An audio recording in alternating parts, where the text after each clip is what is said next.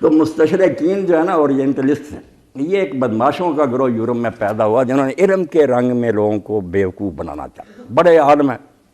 عربی کے، سنسکرت کے، فارسی کے، سب زبانوں کی، بڑا بڑا ان کے پاس سرمایہ ہے، کتب خانے ہیں،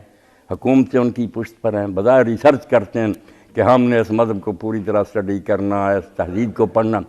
پڑھتے رہتے ہیں، مگر نیت بد ہے، اور اس کے لیے شوگر کوٹڈ طریقہ اختیار کرتے ہیں۔ رسول اللہ کی سیرت پر لکھیں گے، آپ حیران ہوں گے کہ یار ایک غیر مسلم حضور کی اتنی تعریف کر رہا، کرتے جائیں گے، کرتے کرتے درمیان میں کوئی ایسا جملہ لکھ جائیں گے زہر کہ سارا کیا کرایہ غارت ہو جائے۔ آپ چونکہ متاثر ہو چکے ہیں کہ یہ بڑے منصف ہیں، عادل ہیں، یار انصاف سے لکھتے ہیں حضور کی، ان کا وہ زہر بھی حلق میں اتر جاتا۔ پھر آپ زیادہ زیادہ جیسے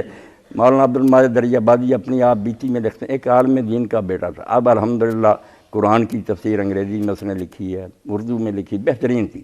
مگر کافر ہو گیا، بالکل خدا کا منکر ہو گیا، اور کتابیں لکھیں کہ کوئی خدا نہیں۔ برباد صرف ایک کتاب سے ہوا کہ سائیکالوجی کی ایک کتاب چھٹیاں میں ملی، پڑھی، بالکل گمراہ ہو گیا کہ کوئی خدا نہیں، کوئی رسول نہیں۔ سب باپ مرا تو کعبہ شریف کے ساتھ بیچارہ روتا ہوا چمٹ کر مرا کہ میرا بیٹا ملحد ہو گیا۔ اللہ نے خیر بعد میں توفیق دی، واپس لوٹایا۔ تو اس نے کہا کہ کرتے یہی ہیں کہ آدمی کو پہلے متاثر کرتے ہیں کہ یہ بڑے منصف لوگ ہیں، عادل، یار بالکل غیر جانبدارانہ،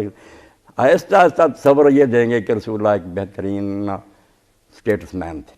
نبوت کا ذکر نہیں کریں گے، وحی کا نہیں کریں گے،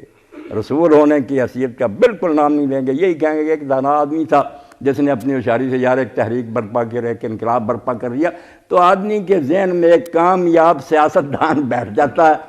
نبی نکل جاتا ہے، نبی کا ذکر ہی نہیں کہیں آنے دیتے۔ یہی ان کی چالاکی۔ قرآن مجید پر بہت لکھیں گے مگر ساتھ ہی کہہ دیں گے اس میں ربط کوئی نہیں ہے،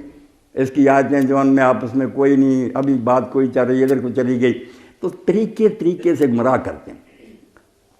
کام ان کا بڑا علمی ہے، بہت حواسی لکھتے ہیں، ہماری تفسیریں اور حدیثیں ساری انہوں نے ہم سے زیادہ پڑھی ہوئی ہیں، مگر دیتے دھوکہ، نیت نہیں نیک۔ وہ صرف یہ سمجھیں کہ یہ حکومتیں طاقت کے ذریعے ہمارے علاقے چھینتی ہیں، وہ ہمارے ذہین لوگوں کے دماغ جو ان کو فتح کرتے